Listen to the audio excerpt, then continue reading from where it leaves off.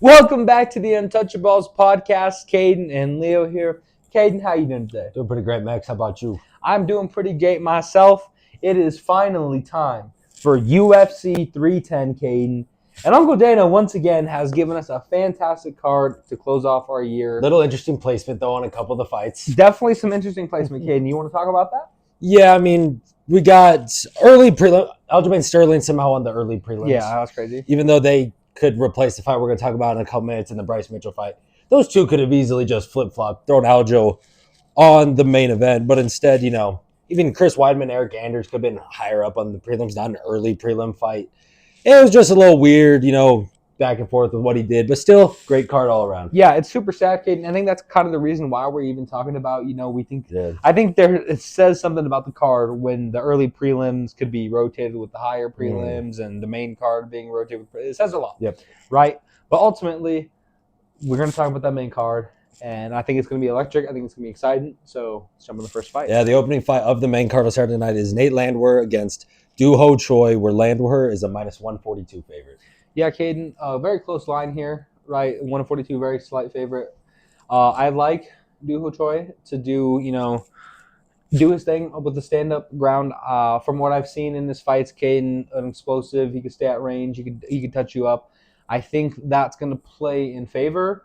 Now, this is going to be a fight that I think, goes to decision. I think we see him kind of grind it out and fill each other for the first round. But ultimately, I think it'll be an entertaining fight. Yeah, I'm going to agree with you on this one. I think, we're going to see a pretty entertaining fight to kick off this main card.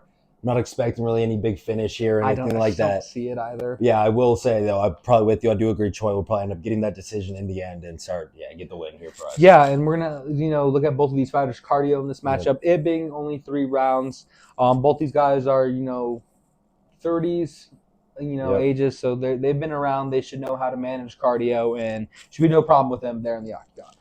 In our next fight, though, we got some exciting fighters on the fight. Maybe not main card worthy fighters. Yes.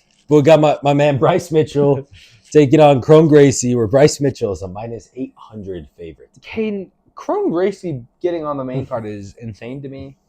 It's almost even more insane to me that he's fighting a fighter of the caliber of Bryce Mitchell, just based on what we saw in that last fight, a year ago. It was rough. Honestly, Caden, Crone did not look like he really was in good shape.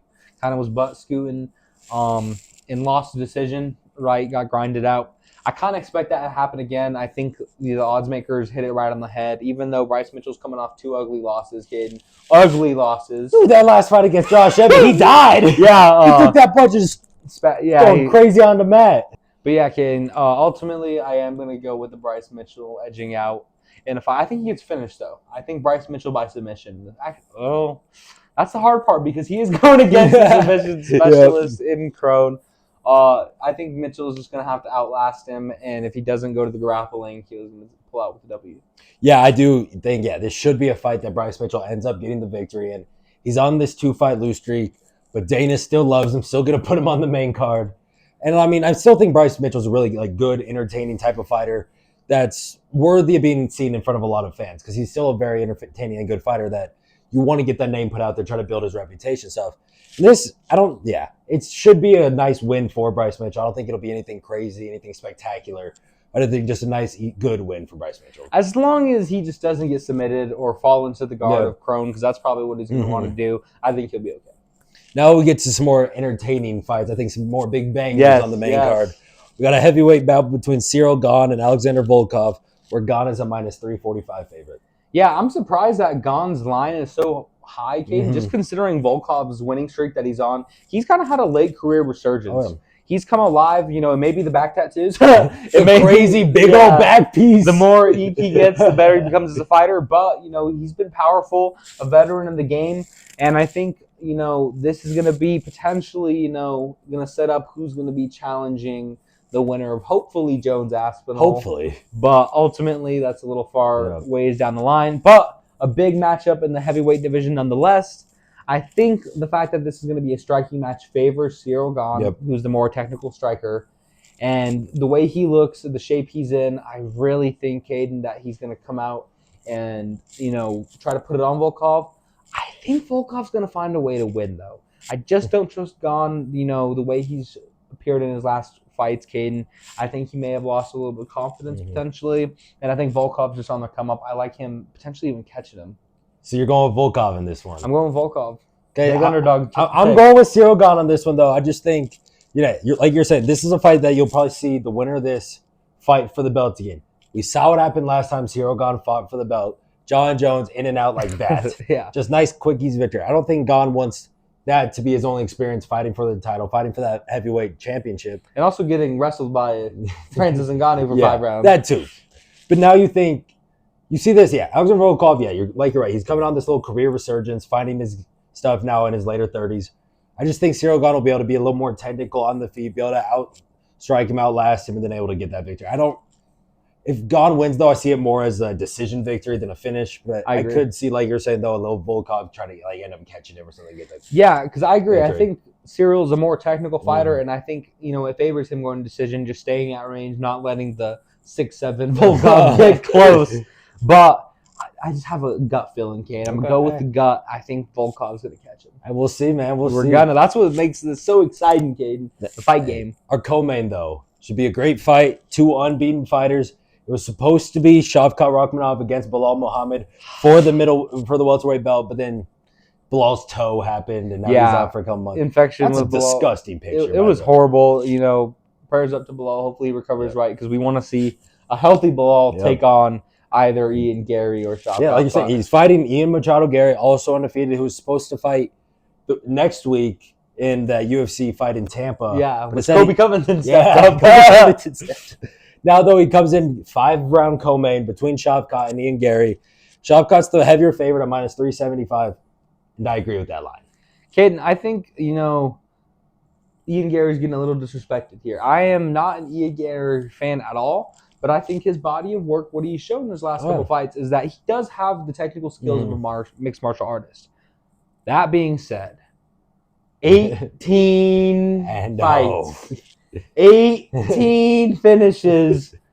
Shavkat Rakhmonov, Caden, the horse meat eater. I don't think there's any way that man gets stopped. Nope. These two have a history with the sparring partners, and Shavkat said he's tapped out Gary before, and obviously Gary has said what he's had to say about him being dominant in those sparring sessions. There ain't no sparring in that UFC octagon, Caden. It's full on bloody war. But I think Shavkat finds a way. Yeah, I definitely think, this is going to be a really entertaining fight. I'm glad that they kept it as a 5-round fight, even though it's not for like a belt or anything. They're keeping this title eliminator as a 5-round co-main, where we really get to see the true form of both these fighters. But there's just something with Shavkat, man. He's so good. Yeah. He'll find a way, whether on the ground, on the feet. He's just going to find a way to beat Ian Gary in this fight and get him up for that fight with Belal in a couple months. Yeah, but hey, I wouldn't be surprised if Shavkat was able to finish Ian Gary. I think if we saw him go to his that, first decision ever, that's probably the call out actually say on this. That very well could have. You could see this go to his first decision. But even if it goes to decision, I still think Shavkat will win that decision. Yes, most definitely. Little like 4-1, little 49 for him. But this should be a great fight. Just really entertaining between 2 high-level fighters. I agree. Now, our main event, though. We've got Alexander Pantoja trying to retain his belt against UFC newcomer Kai Asakura. In the flyweight division. I have not been excited about a UFC debut like this probably since Michael Venom Page. Yeah. Or, I think even more than that would be Michael Chandler. Definitely Michael Chandler. I would say I'm even more excited for Kai than I was of Michael Venom Page. I probably agree with you. Yeah. The skill, the knockout ability, the technical ability, the violence, the sheer, aggression that this Kai guy shows. He comes to bang. Oh, yeah. And he comes to bang violently. I think, pairing him against Pantoja, who's cleaned out the best of the best easily, in that division multiple times, who's just so dangerous, so skilled. I think this pairs for an electric fight in a small weight class, Caden, but every time Pantoja has been in the main event, he's delivered. Yeah, it's a small weight class. But it's going to be a big fight. Pantoja, is the heavy favorite in this one, minus 285. But give me Kai at plus 230. I think he's going to come in, first career UFC fight, steal that belt, become the flyweight champion of the world. You know, Caden, this fight's going to be so close. I'm surprised that plus 230 is the line for that. But I'm going to ride with, fellow Latin American, Latino, Alexandre Pantoja to get the victory, Caden. But I would not be surprised if Kai catches him and sleeps him, because I think if he wins, it's going to be that way.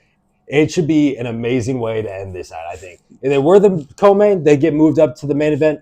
I think they're totally worthy of being a main event fight. Most definitely. And, like I said, Pantoja's been there before. Yep. He's shown, how to be in those spots. So much championship experience. And, of course, Kai's got that championship experience as well. Different organization. But still. But I'm going to be excited to see how he shines under those UFC lights. It's, top to bottom should be a great card. And then, it's a great pay-per-view to end the year. Get off to the new year where Dana White announced some amazing fights for the next upcoming pay-per-view. Oh, yes, he did. I think we can touch on that a little bit quickly. January 11th, UFC 311 just announced. Going to have a main event of Arman Sarukian and Islam Makhachev. Going to have a co-main event of Merab Dvalishvili and Umar Nurmagomedov. Khabib coaching the co-main and the main event. Yes, we're not going to get too far into that, but that is big news I think we had to bring up. We're super excited for that fight. Going to be excited to see how it fully shapes out. And, lots to look forward to, Caden. Any last final thoughts or comments? Yeah, just make sure you guys like, subscribe, share this video because, like I said, we're doing this for every big pay-per-view, any big UFC fight, stuff like that.